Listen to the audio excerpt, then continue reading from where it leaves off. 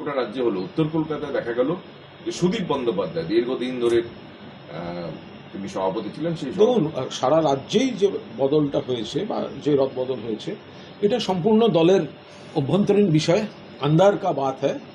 এবং দল আরও গতিশীল, আরও এফেক্টিভ হওয়ার জন্য যে ধারাবাহিক প্রক্রিয়া চলছে, সেখানে শীর্ষ নেত্রী মমতা বন্দ্যোপাধ্যায়ের নেতৃত্বে কিছু সিদ্ধান্ত এবং কিছু পদক্ষেপ হয়েছে।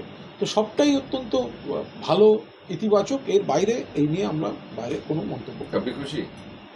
হ্যাঁ, কেন খুশি হব না? প্রত্যেক তৃণমূল পরিবার খুশি যে একেবারে পাহাড় থেকে সাগর, যেখানে যেখানে জেলা স্তরে যা যা এফেক্টিভ পদক্ষেপ, আরও দলটাকে এফেক্টিভ করার জন্য পদক্ষেপ দরকার ছিল, সেগুলো দলের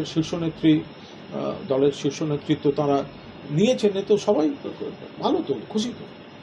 আর 2 নম্বর হচ্ছে, এখানে দেখা যাচ্ছে না কুণাল ঘোষের নাম, 9 জনের একটা টিম করা হয়েছে, কোর কমিটি। সেখানে উত্তর কলকাতায় এতদিন ধরে রাজনীতি করছে না, উত্তর কলকাতায় চেয়ারম্যান রয়েছেন সুদীপবাবু, আর কোর কমিটি করে দেওয়া হয়েছে।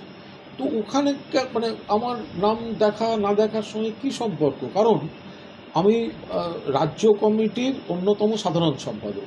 তো আমি রাজ্য কমিটির সাধারণ সম্পাদক, একজন মুখপাত্র, তারপরে সর্বস্তরে যেখানে যা হবে সমস্ত কিছু আমার চাই, সব ব্যাপারে আমায় ঢুকতে হবে, যতদিন যা চাইবো সব আঁকড়ে থাকবো। আমি এই নীতিতে তো বিশ্বাস করি না। তো ফলে দল, আমি উত্তর কলকাতায় থাকি, তো উত্তর কলকাতায় যখন যা কাজে লাগে, কিছুদিন আগে মানিকতলা বাই ইলেকশনের সময় মমতা বন্দ্যোপাধ্যায় একটা ছোট কমিটি করে সেখানে আমাকে অন্তর্ভুক্ত করে কিছু দায়িত্ব দিয়েছিলেন, সেগুলো আমরা করে দিচ্ছি। পরে এখানে যা হয়েছে ভালো হয়েছে, দলের নেত্রী যা করেছেন ঠিক করেছেন। আর আমাকে যদি আমার বিষয় বলেন, আমি নেই কেন, অমুক কেন, মোগাম্বো খুশওয়া।